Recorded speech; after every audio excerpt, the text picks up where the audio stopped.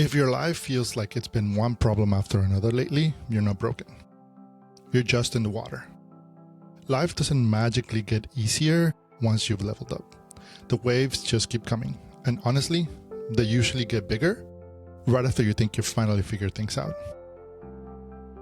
Most of us spend way too much energy doing one of these three things: trying to predict the next wave like we're the Weather Channel, dodging waves like awkward middle school dance partners, or yelling at the ocean, which, just to be clear, has never once cared. But there's an old Stoic idea that finally slaps something into place for me. It's not about calming the sea. It's about becoming the rock that the waves hit and staying there. Once that clicks, stress stops feeling like a personal attack. It's not failure. It's not a sign that you're doing life wrong. It's just Tuesday. There's a line from Marcus Aurelius that I basically tattooed in the back of my head right now. It says, "Be like the rock against which the waves continually break. Stand firm, and the raging of the seas will fall quiet around it." The waves, they're all the stuff that you don't control.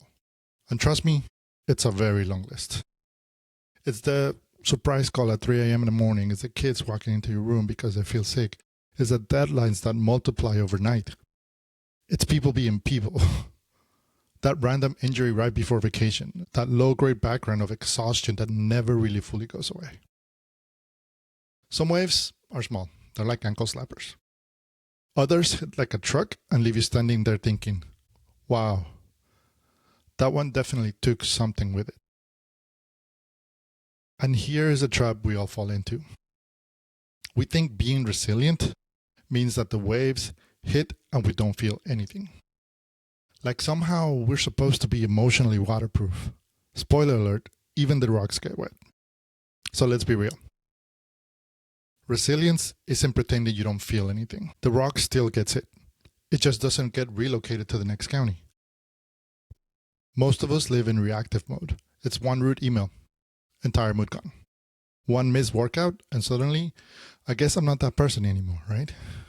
One bad shift, and the whole year is trash. It's just that nobody ever handed us an instruction manual for how to stand still when everything wants to knock you over. The problem isn't that the wave exists. The problem is that we keep acting shocked that there's water in the ocean. This whole be the rock idea hit me the hardest during a stretch where everything was feeling really heavy. I was having long shifts. I was barely sleeping. I was trying to be strong for my team, for my family, for my dog, while quietly dying out on the inside.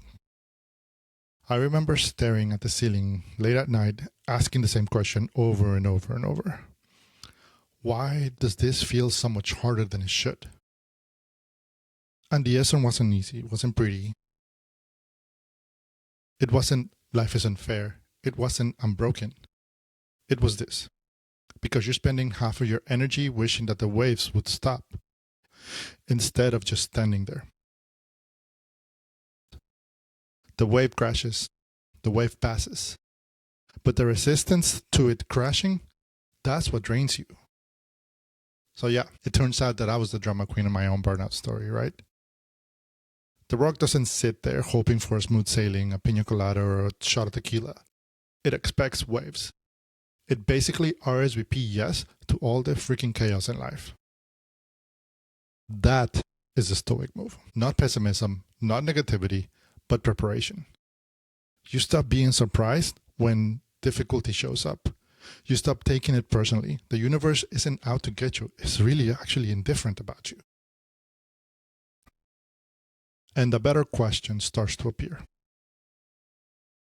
What's actually in my control right now? How do I respond without abandoning my values? What does this moment ask of me? Not what do I wish it was asking.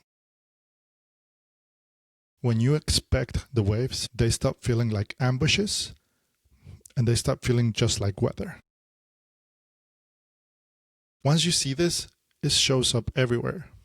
At work, you can't control budgets or leadership decisions, but you can control whether you show up like a professional, how you react to other people. In relationships, you can't control how someone reacts, but you can control whether you keep your side of the street clean.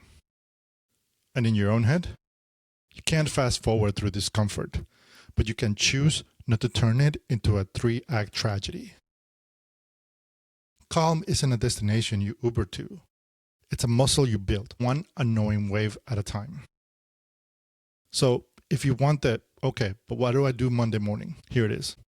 First, expect friction. If your week is going suspiciously smooth, then you're probably avoiding something. Second, take the stupid 3-second pause before you react. That pause is basically free therapy. Third, detach from the scoreboard. Lock onto the effort. The wave will leave. Your character stays. Fourth, stop negotiating with reality. Accept that it happened and decide what to do next. Arguing with what already is, that's a losing game. And it's not about becoming emotionless. It's about choosing not to let your emotions drive the car. Life is going to keep sending waves to you. That's not a bug. It's not personal. It's a feature. It's a program. The question isn't, how do I finally get calm seas? It's simpler, but also harder. The question is, am I becoming the kind of person who can stand steady when the next one hits? You don't need perfect conditions. You need a stance that doesn't budge. So breathe. Feel the water hit. And stay. Be the rock. Be all in.